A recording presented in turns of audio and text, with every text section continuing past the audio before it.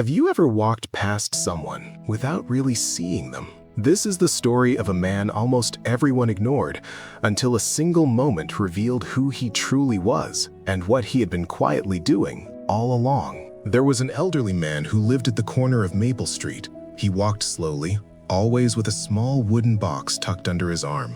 People passed him every morning. They nodded. Some smiled out of politeness, but no one knew his name. No one asked where he was going. No one wondered what he kept so tightly inside that box. To most people, he was just there, like a street lamp, like a mailbox, present, but invisible. Then one summer, a young boy named Jaden moved into the neighborhood. He was curious, talkative, and the kind of kid who waved at strangers. On his very first day, he saw the old man sitting on a bench, quietly carving something. Jaden waved, and for the first time in a long time, the old man's face lit up. The next morning, Jaden found a tiny wooden bird outside his door, perfectly carved, beautifully detailed. No note, no explanation, just the bird. And yet, he somehow knew who it came from. Every few days, another carving appeared. A rabbit, a tiny fox, a miniature tree, always placed gently at Jaden's doorstep before sunrise.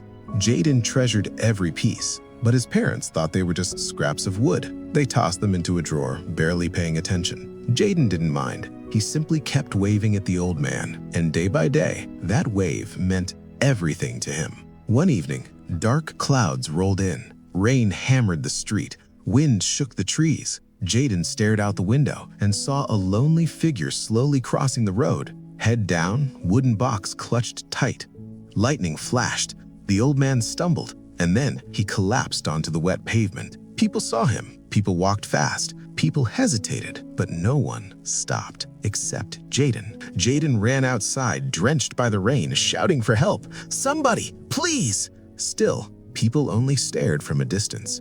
Jaden knelt beside the old man, holding his hand, refusing to leave. Then he noticed the wooden box had opened, and dozens of wooden carvings were scattered across the ground, far more than he ever received. The old man had been carving not for himself, but for others, for kids who didn't know his name, for neighbors who never asked. At the hospital, Jaden waited nervously with his parents. Hours passed. Finally, a nurse approached him carrying the wooden box.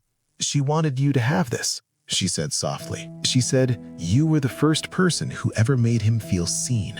Jaden opened the box with trembling hands. Inside were all the carvings and something else, a small folded note. Jaden opened it carefully. The handwriting was shaky, but full of warmth. "Dear Jaden, I spent many years carving gifts for children, but I never had the courage to give them away. Your smile changed that. You reminded me that even invisible people still exist. Thank you for seeing me." Jaden's eyes filled with tears. His parents, reading over his shoulder, were silent. For the first time, they realized how much one small gesture had meant. After that day, something changed on Maple Street. Jaden began placing small carved animals on his neighbors' porches, not to get attention, not for praise, but to continue what the old man had started. And soon, people began noticing things they once ignored: the lonely neighbor, the quiet child, the man carrying groceries alone. Because kindness, even the smallest kind, doesn't disappear. It continues, exactly the way the old man hoped it would. And sometimes, the person you barely notice is the one whose kindness changed everything.